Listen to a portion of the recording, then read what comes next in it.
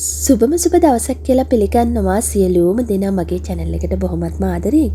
ඉතින් අදත් ගෙනාවා ඔයාලා නිතරම මගෙන් ඉල්ලන රසම රස පුඩින් රෙසිපි එකක්. මේකත් හරිම ලස්සනයි. ඒ වගේම හරිම රසයි. ඔයාලා වෙනදා මේ වගේ පුඩින් කෑවේ නැති වුණත් මේ විදියට හැදුවොත් ඔයා අනිවාර්යෙන් කනවා. එච්චරට රස පුඩින් රෙසිපි එකක්. ඔයා පළවෙනි වතාවට නම් මගේ රෙසිපීස් බලන්නේ මාව subscribe කරලා තියාගන්න, bell icon එක click කරලා තියාගන්න. වීඩියෝ එකක් දාපු සැනින් බලන්නට පුළුවන්. එහෙනම් අපි යමු රෙසිපි එකට. මේ පුඩින් එක හදන්නට මෙන්න මේ වගේ කප්ස් ගන්නට පුළුවන්. මේ වගේ යෝගට් කප් ගන්නත් පුළුවන්. ඒ වගේම මේ වගේ ග්ලාස් වලින් මොනවා හරි ඔයාලා තියෙන භාජනයක් අරගන්න. ඉතින් මම ගත්ත මෙන්න මේ වගේ කප්ස් ටිකක්. මම ඉස්සෙල්ලාම මේ කප්ස් වල පුඩින් හදන්න කලින් බටර් ටිකක් තවර ගන්නවා. ඔයිල් ටිකක් හරි කමන්නේ හොඳට තවර ගන්න. ඊට පස්සේ කැරමල් එක හදාගන්න යන්නේ. භාජනයක් ලිපේ තියලා සීනි කෝප 3 කාලක් දාලා වතුර කෝප කාලකුත් දාලා හොඳට කවලම් කරමින් මෙන්න මේ විදියට කැරමල් එක හදාගන්න. ගින්දර ගොඩාක් වැඩි කරන්නට යන්න එපා. මොකද කැරමල් එක කළු වෙන්න පුළුවන්. ඒ වගේම මේ කැරමල් එක ටක් ගාලා කළු වෙනවා. ඒ කියන්නේ බොහොම පරිස්සමින් හදා ගන්න ඕන. මෙන්න මේ වගේ පැහැයකට ආව ලිපෙන් බා ගන්න. මොකද ඊට පස්සෙත් මේක පොඩ්ඩක් රත් වෙවි තියෙන හින්දා පොඩ්ඩක් කළු වෙන්න බලනවා. ඉඳලා පැහැයට ආවට පස්සේ බා ගන්න. මේ සැහන්දක් වගේ මේ එක කප් එකකට දාලා හොඳට කරකවලා පතුලේ හොඳට තවර ගන්න. ඊට පස්සේ ඒක පොඩ්ඩක් පැත්තකින් අරන් තියාගන්න. භාජනයක් ගන්න. ඒකට කස්ටර්ඩ් පවුඩර් වලින් මේ සැහැඳි 6ක් විතර එකතු කරගන්න. ඉතින් ඔයා ප්‍රමාණය වැඩියෙන් හදනවා නම් මේ ප්‍රමාණවල ඩබල් කරගන්න. ඊට පස්සේ සීනි වලිනුත් ඒ විදියටම මේ සැහැඳි 6ක් දාගන්නවා. සීනි වැඩි කියලා හිතනවා නම් ආඩු කරගන්න. මේ අරගෙන තියෙන්නේ කිරි වලින් මිලිලීටර් 450ක් සාමාන්‍ය පොඩි පැකට් එක. ඊට පස්සේ ඒක භාජනයට දාගෙන හොඳට කවලම් කරගන්න. මෙතන සීනි ටික දිය වෙන්නට අවශ්‍යයි.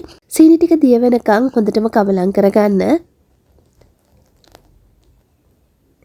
ඊට පස්සේ අඩු ගින්දරේ ලිප හදාගෙන අපි වාචනයේ ලිපෙන් තියනවා. තියලා නොනවත්වා එක දිගටම හැදිකාගෙන යන්න.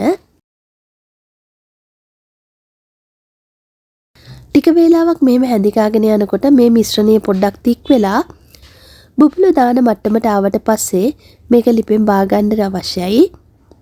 මේ තියෙන්නේ මෙන්න මේ වගේ බුබුලු දාන පදම තමයි. මේකේ පදම ඊට වඩා තිබ්බොත් අඩිය ඇල්ලනවා. ඒ හින්දා දැන් ඔයා මේ මිශ්‍රණය ලිපෙන් බා ගන්න.